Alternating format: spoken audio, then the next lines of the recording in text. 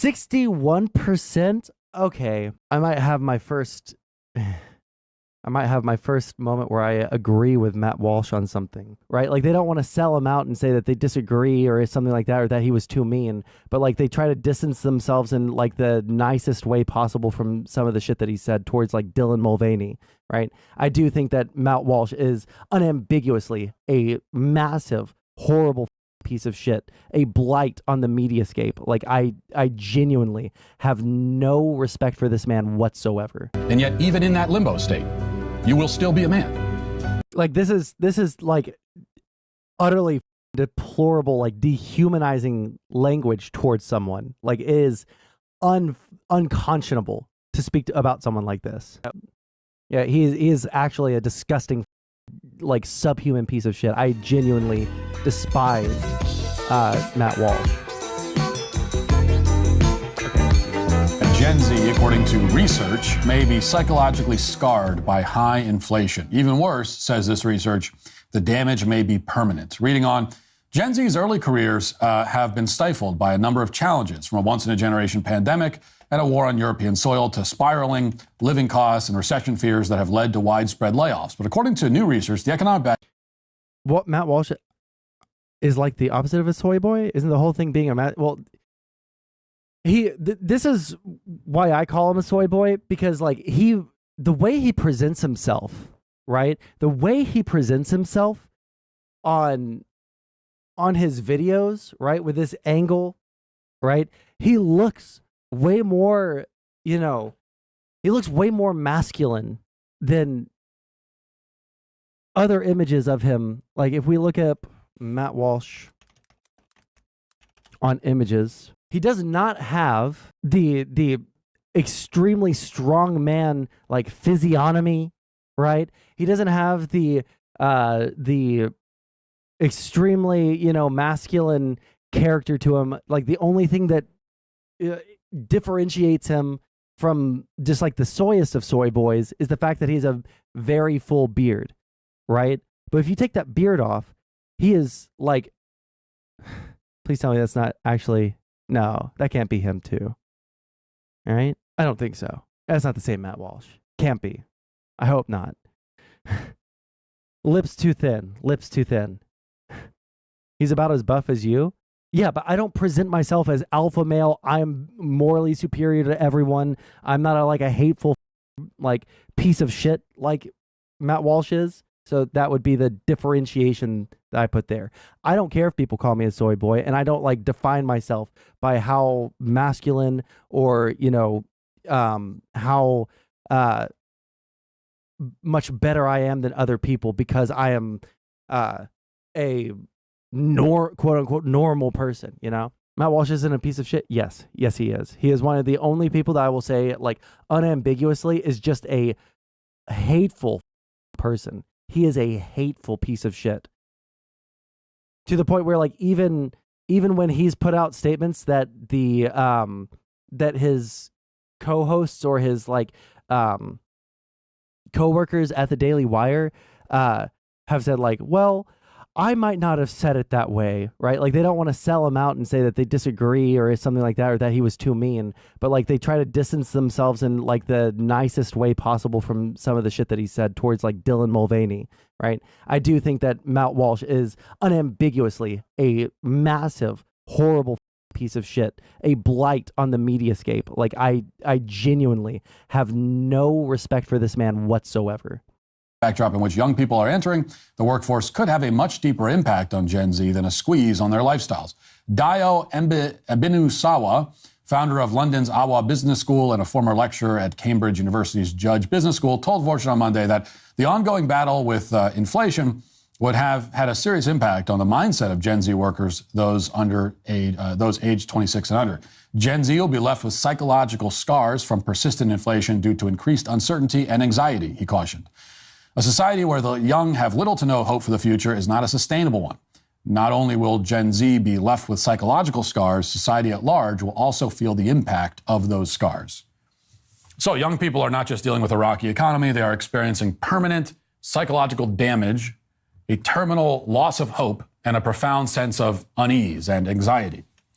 Now, of course, we hear a lot about the anxiety of Gen Z these days. In fact, The Hill just reported this month that Gen Z is the most anxious generation in history. And before Gen Z, we were told that millennials were the most anxious in history. Now, apparently, we have been unseated. We have been dethroned by Gen Z. Reading now from that report. A new report from data management firm Harmony Healthcare IT shows that 61% of Gen Z have a medically diagnosed anxiety condition.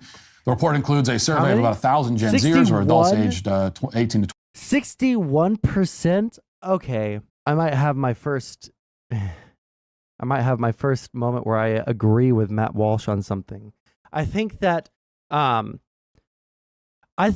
the diagnostic criteria for anxiety disorders, like there's two possibilities here. Either people genuinely are just like becoming more anxious because the world around us is just that much shittier. I don't know. I don't know if that's true. I just don't think that that's true. I think that the world has always had like major issues like it's going on right now.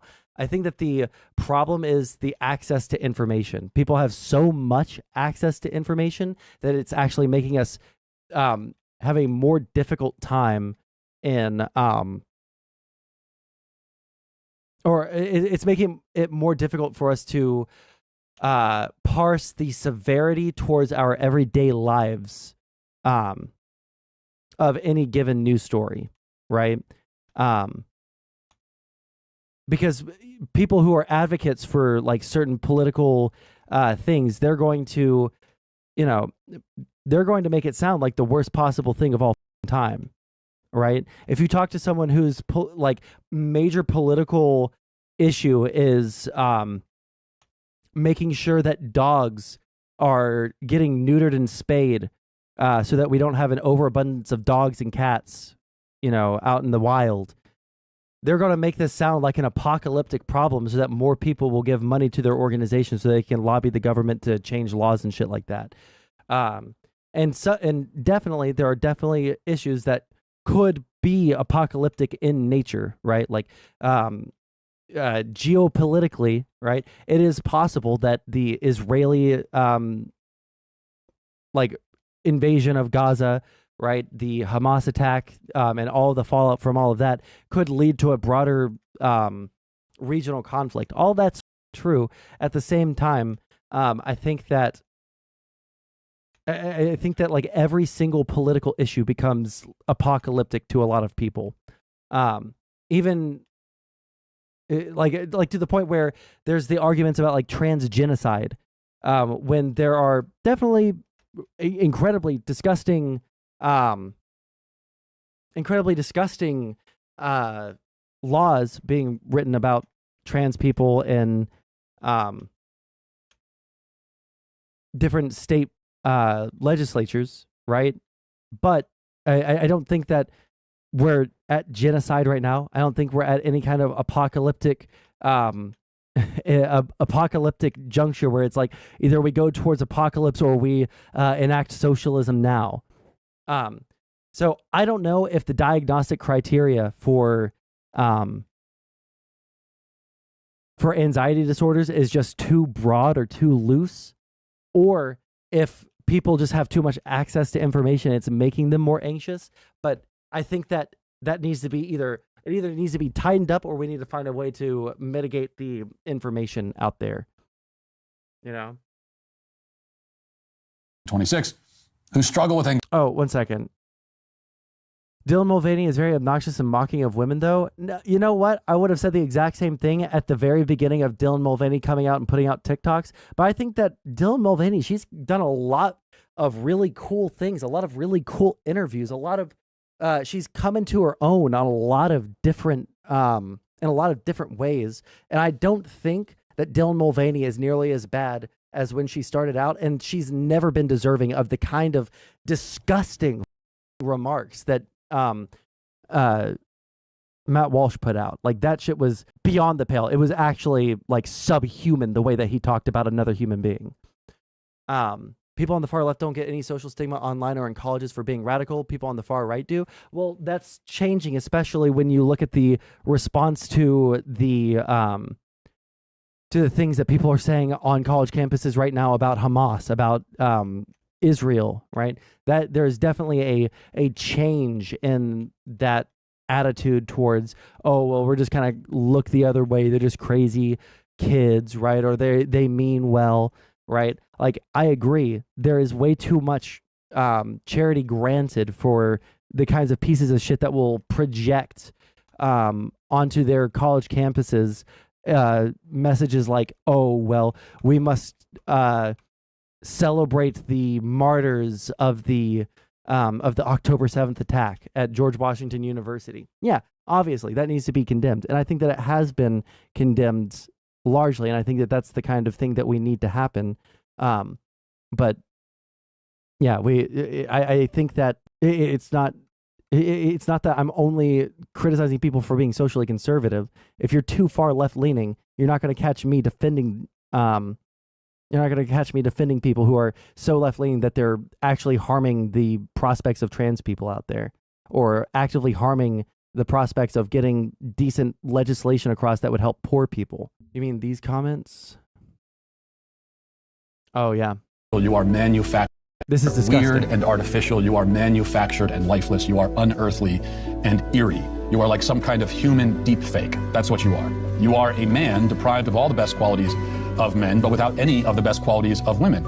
Even your personality is contrived. Everything about you is fake. Nothing about you rings true. Nobody buys the act. You'll never be accepted as a woman by anyone. Never by anyone. Even the people who pretend to accept you as a woman are only pretending because they're afraid of being lectured if they don't, or because they want to use you as a platform to virtue signal. But everyone who looks at you will see something pitiable and bizarre, something utterly unfeminine in every way. You will never be able to actually have the identity that you're trying to appropriate, nor will you ever be able to fully escape the identity that you're fleeing. The best you can hope for is some kind of limbo, the worst of all worlds. And yet, even in that limbo state, you will still be a man. Like, this is like utterly deplorable, like dehumanizing language towards someone. Like, it is unconscionable to speak about someone like this. Yeah, he is actually a disgusting, like, subhuman piece of shit. I genuinely despise Matt Walsh. Anxiety about their anxious thoughts. And while experiencing anxiety is nothing new for Gen Z, more than half of survey respondents, 54%, said their anxiety has been worse this year. And out of those with anxiety, 43% said they experience a panic attack at least once a month, if not more frequently. The most common cause of their anxiety, the future. Most of those surveyed have said the future was the biggest worry, while 45% said it was finances. Almost 1 in 3 Gen Zers surveyed with anxiety said they used medication. You know what I would be curious too? I wonder if there's like a general, because of the movement to destigmatize mental disorders or anxiety disorders, all these things. I wonder if there is some amount of, what's the word I'm looking for? I wonder if people have lost the ability to create coping mechanisms themselves, right? Before like going to a therapist and getting, or like a psychologist and getting diagnosed and given medication. I wonder if like the lack of general, coping mechanisms that most people, I wonder if it's like actually more people that have these disorders, or if because there's more information of them out there and people are more accepting of them and people are able to access like medications rather than finding, non-medical ways of coping with anxiety. I wonder if that leads to this increase, like just more people getting diagnosed because more people are seeking diagnoses.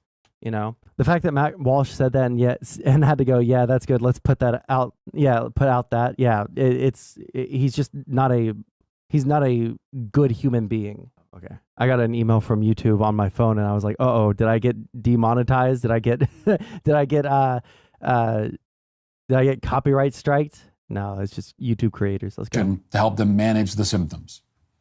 Okay, 61% have been medically diagnosed with anxiety disorder. So think about that for a second. That's a staggering number. 61%. Yes. That is how anxious these young people are. And, hold on. I wonder. Many of them let me look at the actual article that he's referencing here. What? And before Gen Z, we were told that millennials were the most anxious in history. Now, apparently, we have been unseated. We have been dethroned by Gen Z. Reading now from that report, a new report from data management firm Harmony Healthcare IT. Harmony Healthcare Anxiety. Harmony Healthcare. Harmony Healthcare Anxiety report. Let's see what we can find. Marco, are we back? Marco Polo. Marco, how long was I gone? Let's see if it's this website. Let me try and hit refresh and see if that kills my internet again. About a minute? Jesus Christ. This website killed my connection. What the in our Gen Z State of Mental Health report, we discovered our top diagnosed mental health condition is anxiety.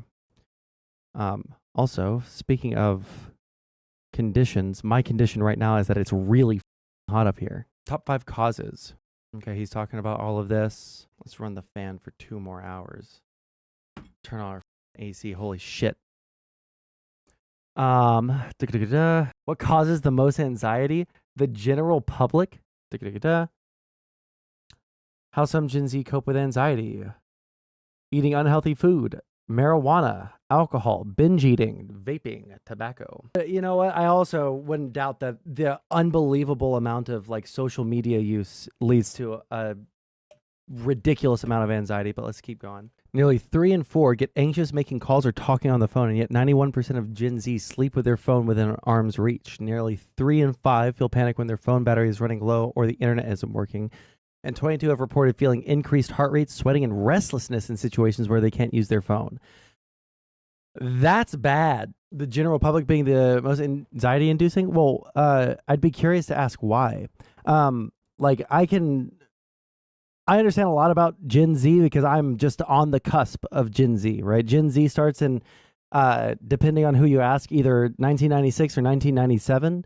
I was born in 95. So for me, I grew up with a lot of Gen Zers. I grew up with a lot of Zoomers. I grew up with a lot of millennials, right? I'm just on the cusp. The general public does not. I like going to crowded places, but maybe it's because I've never been. Like, I live in the 4th largest city in America, but we're so spread out. It's like my city, the greater Houston area, has the same. It has more square mileage than the state of Connecticut. So, like, we have the largest population, right? Or the 4th largest population, but we're just so spread out. So we don't have people walking down the street constantly. And even if we did, it would be suffering because it's so hot here. So I just don't have that experience. But I just don't know why the general public would be the thing, you know? Let me see here. But yeah, the phone thing is actually ridiculous. The other day, the AT&T, they dropped all their cell services, right? All their towers went down, and I had no cell service, and I was fine. It was chill. You know, there's other things to keep me occupied. You know, maybe it's because Gen Z completely grew up with the internet, which allowed them to see the worst of humanity after a few clicks. I mean, yeah, I think that the internet has caused a lot of major issues with the way that we interact with each other, how easy it is to interact with each other. Especially from my early 20s, when I actually started being involved with internet communities online, I feel like it's been more difficult for me to, I feel like it's been more difficult to engage with people around me in like public settings, right? Because my humor has definitely been poisoned by the internet, and I don't want to accidentally say some shit that might be offensive to someone, right?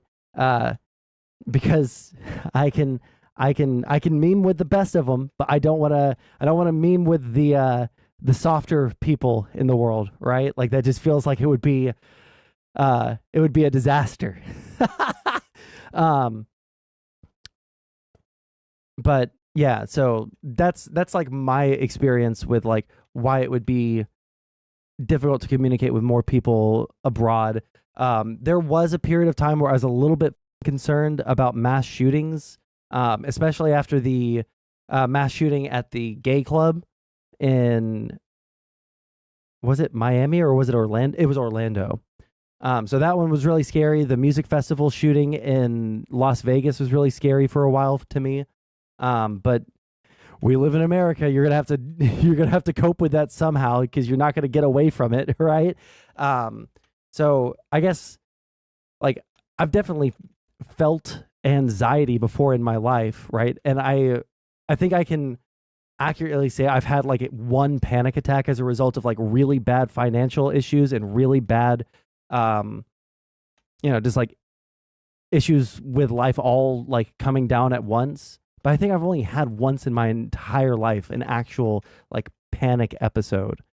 So I can't really relate to this like once a month thing, you know? T shows that 61% of Gen Z have a medically diagnosed anxiety condition. The report includes a survey of about 1,000 Gen Zers, or adults aged 18 to 26, who struggle with anxiety about their anxious thoughts. And while experiencing anxiety is nothing new for Gen Z, more than half of survey respondents, 54%, said their anxiety has been worse this year. And out of those with anxiety, 43% said they experience a panic attack at least once a month, if not more frequently. The most common cause of their anxiety, the future.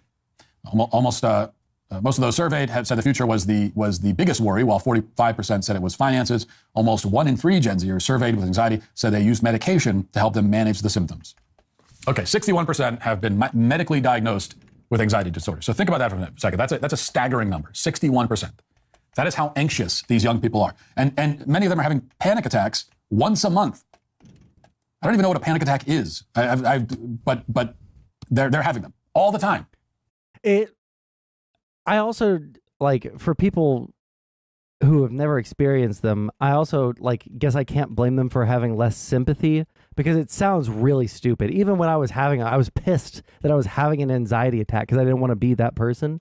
But, like, it sounds really stupid, but it kind of sucks. It kind of feels like the entire world is ending and you just need to fucking breathe and get through it and then you're fine, right? But it does feel like the world is ending if you have a panic attack.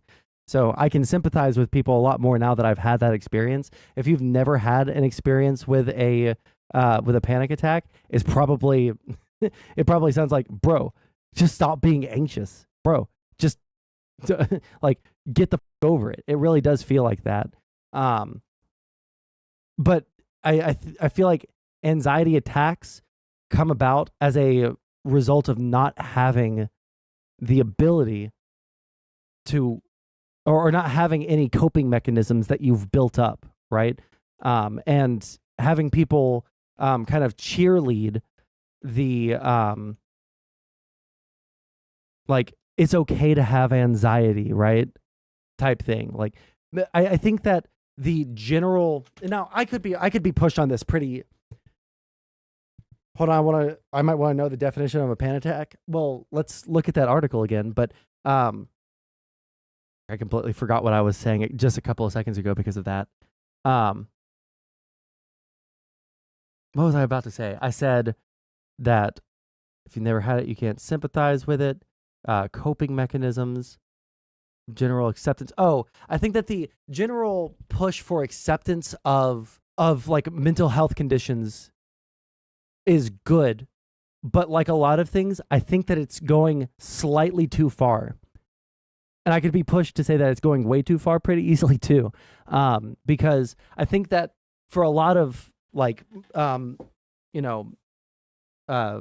psychological conditions, a lot of people in the past just learned how to cope with these things in a healthy manner without medical intervention, right?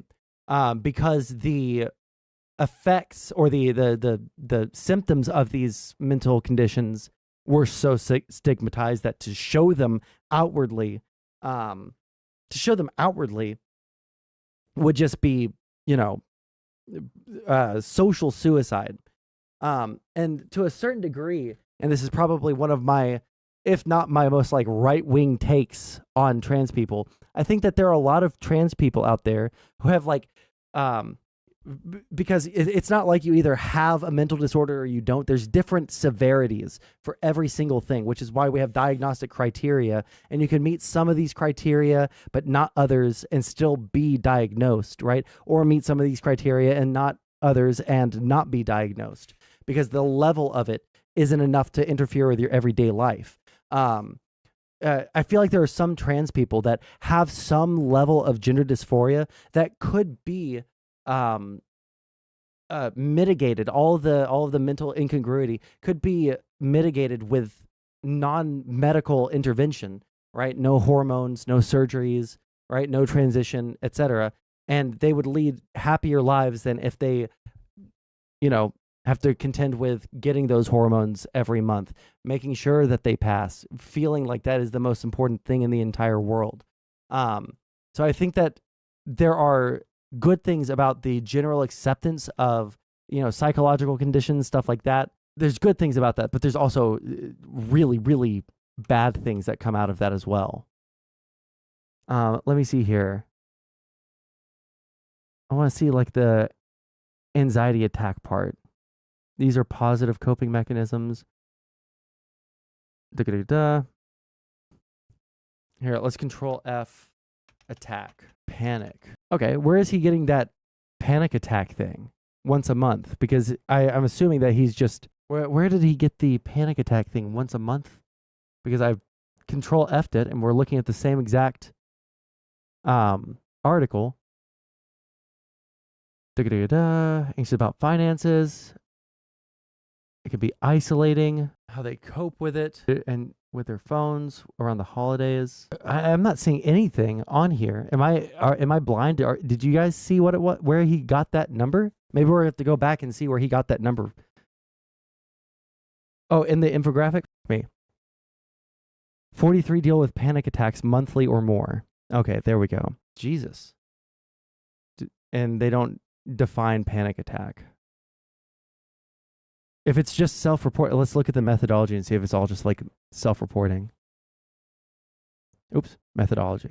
Oh, it's all self-reporting. So take a lot of the numbers here with a little bit of outside of the diagnoses and the medications that they're taking. Like when it comes to like the only self-reporting things, like deal with panic attacks monthly or more, or say their anxiety has been worse in 2023. I would say take those with a grain of salt. Okay, let's keep listening to Mr. Matt Walsh. That's how anxious they are. It's how difficult their lives are, how terrible the situation that they find themselves in is. At least that's what we're supposed to believe anyway. And listen, there is no denying that the economy is in rough shape, right? Inflation is a major problem. The American dream is harder to attain for young people today than it was for boomers when they were this age.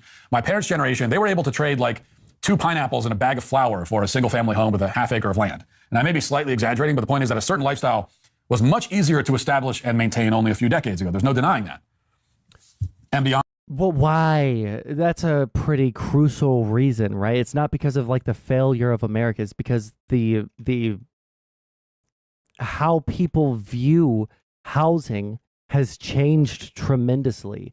Back in the 50s, 60s, and 70s, I think up until around the mid 80s, housing was seen as a commodity, not as an investment, right? And that's really, really, really major. If you look at something as a commodity, you can buy it and sell it, and it doesn't really matter that much, You can buy it and trash it. It's just something that you buy, right? Whereas like in the 50s and 60s, people's homes would be less valuable, would cost less than the average, family car, right? It's the attitudes and the financial strategies that people have used that have changed over time. That's what's changed over time, not necessarily just like how bad the world has gotten. We have a significantly different view about what housing is. It's not a commodity anymore. It's not something that we see as a necessity necessarily, right? when it comes to like owning a house, right? What it is something that you put your money into to build wealth, right? That's what people view housing as, at least in America. I can't speak to like Czechoslovakia. Is that what it's still called, or is it Czechia? I feel like it's called Czechia now, right? Schoolwork and hit the bed soon. Hey, I really appreciate that schnapp pack. Hey, also, let me know how to say that, all right? Because I'd love to see you in chat more. Houses are expensive. We could build more houses. Well, yes, that's also a thing that we could do, or what we need to do. We need to build way more houses. But then there's the NIMBYs, you know? On the economy, it's also true that our culture is in bad shape. The situation abroad is even more volatile, and so on. So there are challenges. There are difficult challenges. Nobody can pretend otherwise. That said, there is a real tendency to grossly exaggerate the difficulties that we face today. And it's not just Gen Z. In fact, I recently saw a viral meme that was doing the rounds on Twitter, and it has this whole woe is me shtick, except for millennials. And the meme shows Matthew McConaughey puffing on a cigarette with a shell-shocked look on his face, along with the caption, "Millennials living through Y2K, 9/11, a plague, 2 economic recessions, and a possible World War III before they turn 40. Now, it's true that some of those things were hard. On the other hand, if you're including Y2K on your list of generational... Wait, hold on. Y2K, 9/11, and a plague, 2 economic recessions, and a possible World War III before they hit 40? Recessions, and a possible World War III before they turn 40. Now, it's true that some of those things were hard. On the other hand, if you're including Y2K on your list of generational traumas, yeah, I was about then it's clear that you're really trying to pad the stats. Because Y2K is famous for being an occasion where literally nothing happened at all. As for the rest of it, some of it, 9/11 especially, also the government response to COVID, qualify as legitimately catastrophic. But if you... It wasn't just the government. It was an actual, like, pretty horrible thing. COVID it killed a lot of people, Matt. People died, Matt, right? Like it's like the old Squirtle meme. Like I'm dying, Squirtle. I'm on fire. I'm dying, Squirtle. Like it was actually a bad thing. Even though we can meme about it and we can say that there might have been some things that were good and some things that were bad in the government response. Like if you want to like take I am a nuancer, right? Like even if you want to take that position, like COVID was bad. Lots of people died, Matt. You take a couple of steps back, you can see that we have had it relatively easy by comparison. So consider, for example, that somebody born in 1910 would have, before retirement, Czechoslovakia is not lived a thing, through everybody. World Keep War that in I, mind. World War II, the Great Depression, the Spanish flu, the Cold War, the Korean War, the Vietnam War, and a presidential assassination. That's only a partial list. And we're probably going to experience that much shit going on in our lifetimes too. Like we live in a small world, all things considered. Okay, we live in a small world, and there are a few like huge actors at any given point. There's going to be wars, hopefully fewer than my grandfather and my father have lived through. Right, that would be great. But yeah, there's going to be like more things that go bad over the course of our lifetimes. Okay. Somebody born a century before that would have experienced 2 wars, or more like 20 wars if you count all the Indian wars individually, before the Civil War, in which 2.5% of the country's population died. 2.5%, which is the equivalent of around 8 million American casualties today. Yeah, but who cares? Who cares? Because that's not what we're talking about. Like, we don't have stats on what their mental condition was like after that. And also, they were like the majority of like human beings in the world, in America even, were largely separated from the effects of that, right? So it's not like there were going to be large scale. We didn't have access to information in the same way. Most people didn't have hourly updates on the like Battle of Gettysburg, right? Like it's not like it's going to cause that much anxiety when you don't have the hour-to-hour coverage, the constant, barrage of information. And I think that that's probably a huge reason why people have anxiety now. So imagine like the entire population of Virginia dying a horrible death in the span of 4 years, and you get an idea of the devastation. So my point is not to downplay our struggles today. It's to put them into perspective, and to make the point that every generation of human beings who've ever lived have faced turmoil and tragedy. This is the price of admission into the human species. It's a condition of existing on the planet. And in fact, it remains the case that most generations of humans, perhaps only with the exception of the baby boomers, who had it really easy, but everybody else, they have had, by any objective measure, a significantly more difficult time than us. Certainly they have us beat when it comes to economic hardship, war, disease. I mean, you should thank God every day that you didn't happen to be born in France in the year 1340, a few years before the Black Death would proceed to wipe 200 million people off the face of the planet. Okay, this is so... Everyone around you breaks... This is so... Like, you say you're not trying to downplay the things that are happening today because there are actual issues, but then you bring up the Black Plague. Like, I'm sorry. Yeah, we have different issues now, but... And we're not at the level of the Black Plague wiping out, 60% or some shit like that of the population of Europe. Yeah, that was obviously really bad. Do you think that they had, do you think that they just like strongmanned their way through the Black Death and nobody had any negative mental outcomes as a result of that? Well, actually, you know what? Let's think about that. Maybe they didn't have any negative mental outcomes from that because everyone that was like significantly impacted by it died. This is so stupid. Out in festering, oozing boils before they eventually die in puddles of their own vomit and blood, only to soon suffer the same fate yourself. And then you'll get a pretty good idea of why you are, in many, many ways, incredibly blessed to have been born at a time when a bad cold is the only, quote, plague you've ever experienced. Our friends at Genucell have launched a new product called Genucell 3, which works fast on your under-eye bags, even compared to most of the people who don't care. Hundreds of... If you don't look and feel your absolute best, you'll get your money back, no questions asked. That's genucell.com/WalshYT. Yeah, I know. Now again, the fact that hundreds of generations of humans have had lives that were something like 1,000 times more difficult and arduous and brutal than ours, that doesn't make our own sufferings illegitimate. It just means that we should have perspective. And part of having perspective is realizing that no matter how hard you think you have it, you essentially live like a Roman emperor compared to almost everyone who's ever existed on the planet, and even compared to most of the people who currently exist on the planet. Something to consider is that human beings are really, really good at adapting to new environments, right? So, like, even though a Roman emperor didn't have a refrigerator and a microwave, and look how much better off you have it than a king. Kings had access to things that we would never dream of, like servants to take care of our everyday needs, right? Like, they had it easier than the average person today. I'm going to say that. Given the if you account for the difference in technology, right, and the difficulty that people had back then, it's not that we're living better than kings, right? It's that we are living the same lives as people in our socioeconomic caste as people back then. We just have it better. Today we have like an easier time with acquiring food, right, and fighting off disease. Like that's what I'll say. We have it better than an old English king, right? We're not going to like die because we broke our arm and it gets infected, right?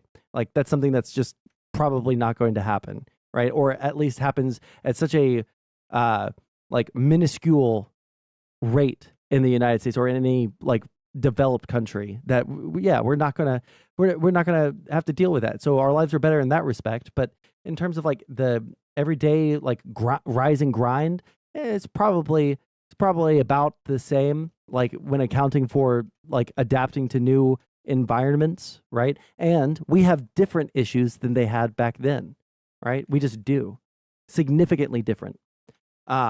Right? People back then didn't have to deal with the constant barrage of information. People back then didn't have to deal with the unbelievable. Damn it! I'm so tired of not getting the skip bonus. Wait, do I have the skip bonus? I keep on trying to get the skip bonus. I already have it. I'm such a idiot. Yeah, so we're adaptable, right? If you take someone who's lived in luxury their entire life, and then you upend their entire existence, and you make them, a common prole like us, right? Us Sondsol viewers out there, they'll adapt to it, and then they'll have a new standard, a new normal, right? And that's just the reality of being a human being. So then we have to ask, why is Gen Z so especially traumatized and psychologically scarred and anxiety-ridden? It's because rent is too high, mortgages are too high, groceries are too expensive, but does that justify over half of an entire generation being diagnosed with an anxiety condition? Does that justify monthly panic attacks? Does that justify being dependent on psychiatric medicine to function? Like, it's not that bad, okay? It's just not. Now, those people in the past who endured hardship that Gen Z can't even begin to fathom, they didn't need anxiety medication. They had never heard of panic attacks either. Like, that didn't exist. Panic attacks are new. That didn't happen in the 1800s. Nobody was talking about panic attacks. That's so. Yes, they had panic attacks in the 1700s. Yes, they did. Okay. Yeah. If you think otherwise, you're just like actually. It's like saying schizophrenia didn't exist in the 1700s, right? It's like saying obsessive compulsive disorder ADHD didn't exist back then. It did. Right. In fact, like people who have researched some of these diseases, especially like ADHD, say that it was probably an evolutionary like boon at some point in time when we were hunter gatherers. But, you know, because it's not very helpful and conducive to the way that we live today and like more organized settings, right? Where like time management is much more important. Now it's a mental disorder and not an evolutionary boon. This is just like so unbelievably, unfathomably stupid. So this is like we're like one step away from him saying like psychology isn't a real science, right? Like mental health doesn't even exist, bro. Just like change your mind, lol. Just like stop being obsessive compulsive. Just like stop being schizophrenic, lol. Like shut the up. So what's the problem? Is it that people today are just simply weak? Is it as simple as that? Well, yeah, pretty much. I mean, it's as simple as that. That's actually what's happening. As a group collectively, we certainly do not experience more suffering or more hardship than humans of the past, but we are less able to deal with suffering and hardship. Damn, I have to pause him every 2 sentences because every single sentence that comes out of his mouth is stupid. We don't suffer enough? Are we now on the suffering is good train? Like, suffering, the one thing that humanity has been trying to avoid their entire existence on this planet as a species? That thing that everybody recognizes is bad? The J-Elite position, true. Suffering builds character. Cross that we carry is smaller, it's lighter, but our shoulders are not as broad and our backs are not as strong. And there are many reasons for this. We live in relative comfort and luxury, which has made us soft. We also, again, as a culture, are more secular, more nihilistic, more materialistic. And this has caused a kind of spiritual atrophy that has made us psychologically brittle. But and things like dealing with the reality of death is, I think, much more difficult for us because we are secular, materialistic, nihilistic. We believe that we're going to die and fade into non-existence, which I think makes death far more terrifying. Anyway, so there's a lot going on, but underlying all of that is the uniquely modern assumption that life is supposed to be essentially pain-free. So we think that we are entitled to comfort, that we have the right to avoid suffering and hardship, and those are assumptions that our ancestors would have never made. Our ancestors encountered death and pain and suffering, and they said, well, this is what life is. It's not that they weren't sad about it. Okay? They were sad, they were distraught, the family member dies, something terrible happens, but they said, this is what life is. Life is suffering. We encounter that sort of thing, much less of it. Because we've found ways to mitigate that suffering. The family member dies, your 5-year-old daughter dies because she caught mumps and it turned into, scarlet fever or whatever the mumps turns into. Or am I thinking of something else? Like, yeah, we found a new normal that we can look at, and that's a good thing. It is actually a good thing. Damn it! Please don't die on the last. Oh, 1 second, guys. I breathed. I'm better. I've breathed. I am better. I've breathed. I am better. And we say, no, it's not supposed to be this way. It's not fair. It's not fair. This is not how life is supposed to be. You see all these videos of Gen Z people that are like in tears because they have to work 9 to 5 now. In tears about it. It's not supposed to be this way. This is not how life is supposed to be. No one in history thought that way. Everyone in history said, well, of course you have to work. What else are you going to do in life? It's life. What do you mean it's not fair? Not fair compared to what? Most of the anxiety and trauma and psychological scarring comes not from the suffering, but really from this refusal to suffer. This insistence that life owes us something else, something better, when in fact it owes us nothing. Now, I'm not offering any kind of great insight here, but it's the idea. Now, here's something I disagree with, and this is just like a disagreement on how people view it. I don't feel like people feel like they're entitled to a pain-free life. Because I don't think that people think that deeply about it, right? I think that we have specific problems in the day and age that we live in today that are unique to the day and age that we live in. And because of that, people do feel like there ought be mitigating factors. So, for example, healthcare, for example, housing, right? Like those are two really big things. On a lower level, maybe like education being free or something like that, because it does lead to a genuinely higher quality of life. Take it from me, a guy who has been in college for 10 years because he can't decide what he wants to do and changed his major 7 times, okay?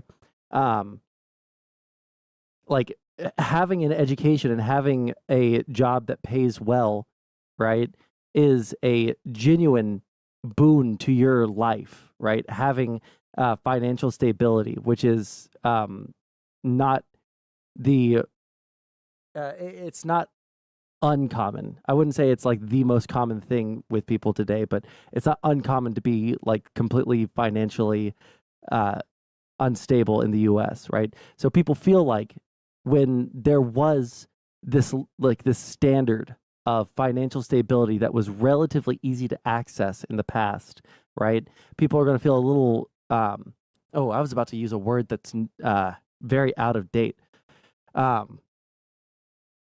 Is there a better word for like getting? Forgive me for my right wing slurred usage here. Is there a better word for gypped? People feel gypped that like in the past you could get just like a pretty easy blue collar job right out of high school and then afford a house and afford to feed a family, et cetera, et cetera. Whereas now, like the hoops you have to jump through in order to achieve that same quality of life and that same security in your own life is the hoops you have to jump through are so much narrower and so many more of them. So somehow insight that has never occurred to a shockingly large number of people in modern culture. They have lived their whole lives without anyone responding to one of their complaints by saying, yeah, that's life, get over it. Stop crying, you sissy.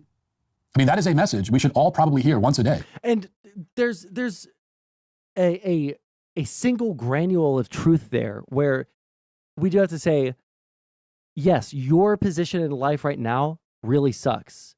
And there are things that you can do to, but there are things you can do to make it better. There are steps that you can take to like meaningfully improve your quality of life, right? That you can get assistance with. You are not locked out of getting an education. You're not locked out of getting, you're not locked out of getting an education or a well-paying job without a degree, although that's harder nowadays than it used to be, right? Like you're not locked out of getting, decent healthcare.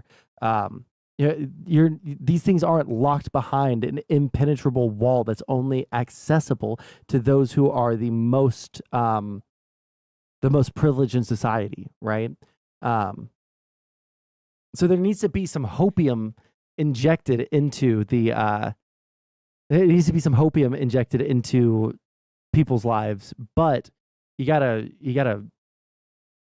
recognize that we have a different world that we live in than we did in the past that would lead to them probably having less anxiety en masse than we have now.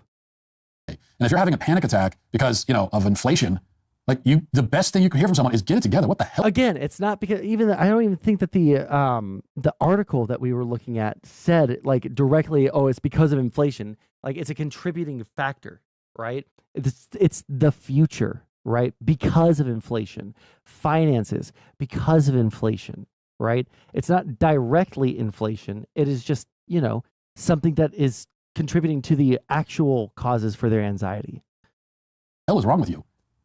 You need to be able to function. This is embarrassing. Once a day, we should probably all hear something like that. And if not once a day, then at least once in our lives. But plenty of young people have never heard that response from anyone. Every time they whine about something, it's so hard. All they ever hear is, yeah, it is so hard. It's so difficult. Yeah, tell me more about how you feel. What they really need their feelings to be dismissed. At least every once in a while. Keeps you humble. And now they're crippled by paper cuts, and they're psychologically scarred by minor inconveniences. And this all means that eventually, and likely soon, we will actually experience the agonies of our ancestors. You're just so much wiser and so much smarter than everybody else, Matt, right? Your callous disregard for the plights of other people that don't share exactly your same experience has led you to truths that nobody else can see. You're so much better and so much smarter than everybody else around you, Matt. I'm so proud of you for finally speaking truth to power by saying that some people are just too soft and that is a bad thing. Like, goddamn. Like, as the saying goes, weak men create hard times. And that is the point in the historical cycle that we have reached. And it's for that reason that these weak men are today. Circularity. Thanks for checking out this video. If you'd like to listen to my full podcast. No, I don't, actually. Thanks. God, he's just like such a subhuman piece of shit that can't ever empathize with anyone who doesn't exactly line up with any like his worldview and experience. It's actually disgusting. Like we can have a nuanced take on people not being able to deal with anxiety or not being able to deal with the hardships of life and try and find the actual reasons for that and, you know, find solutions. But his solution is just like, stop being anxious.